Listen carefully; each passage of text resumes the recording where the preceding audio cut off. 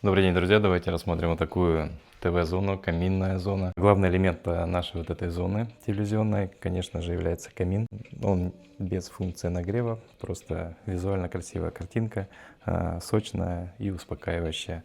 Под ним организованы вот такие вот выдвижные ящички, максимально возможные, не такие небольшие по глубине, но, скажем так, мелочь, но все равно приятно. Что-то мы можем здесь хранить. По данной части вся центральная часть у нас заглушена.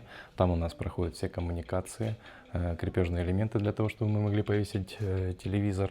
Ну и мы все равно ими не могли бы пользоваться. Единственное, что мы здесь могли организовать еще дополнительного из хранения, это в правой и левой части вот такие вот открытые распашные модули.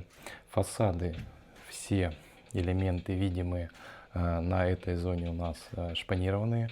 Шпон колеровали, потом подбирали, и подбирали мы его на весь этот объект в одном цвете, организовали под напольное покрытие.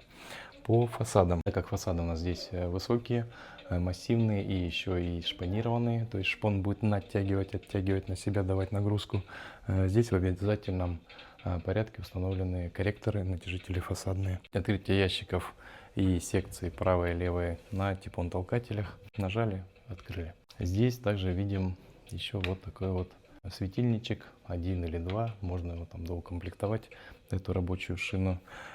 По техничке здесь, конечно же, хватило нам трудностей, потому что кучу электрики провести, смонтировать кучу оборудования, интегрировать вот этот профиль подсветки, вот эту шину, и все это сделать безопасно, максимально удобно и красиво.